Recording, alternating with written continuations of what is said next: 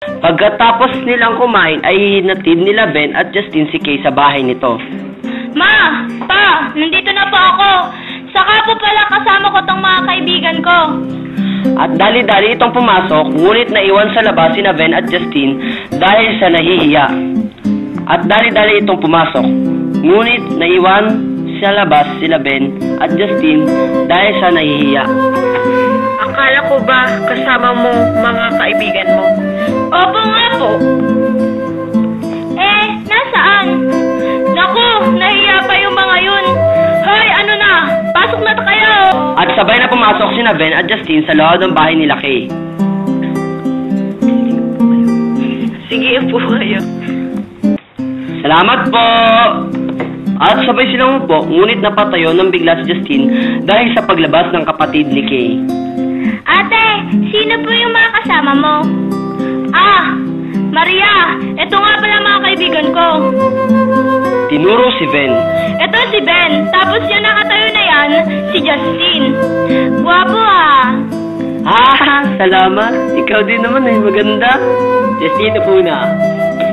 At umupo na si Justin at ganon din si Maria. At nagsimula na silang magkwentuhan ng kung ano-ano. Tita, tito, nagtataka lang po ako bakit po si Kay yung kilos niya naging tigasin, tapos kayo naman po ang hinahon. Apo, yung kasing kaibigan ninyo na yan, lumaki sa probinsya, nasanay sa gawaing lalaki. Alam ko din yan. Di naman yan tomboy, tigasin lang. Matapos marinig ni Ben ang boses ng matanda, napatayo ito at hinarap.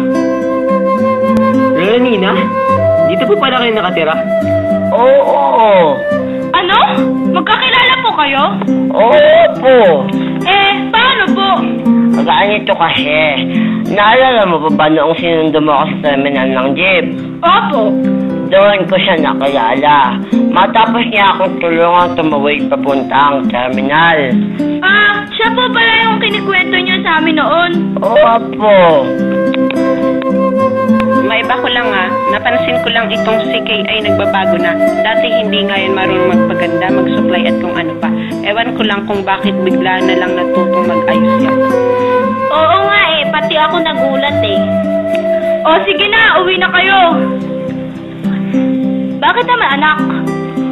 Oo nga po. Wala tayo sumagad yung mga gwapo. Paggabi na po ma. Alam po naman natin na delikado dito pag madilim na. Sige po, may pa po kaming gagawin Oo nga po pala. Ganun ba? O sige, ihatid mo na yan kay itong mga kaibigan. Sige po, tara na. Tara na.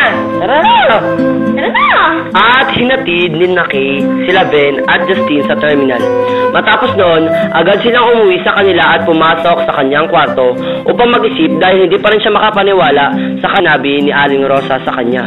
At tungkol naman kay Ben.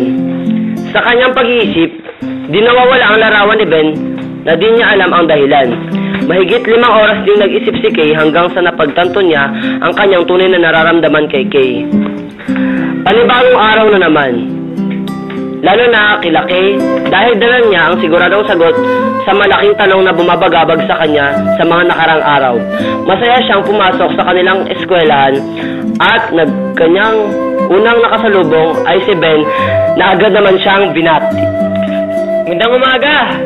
Sa bating iyon ni Ben, kinabahan si Kay sa halip na sagutin ito ng bati tulad ng karinang ginagawa niya noon, lumihis siya ng direksyon upang maiwasan si Ben.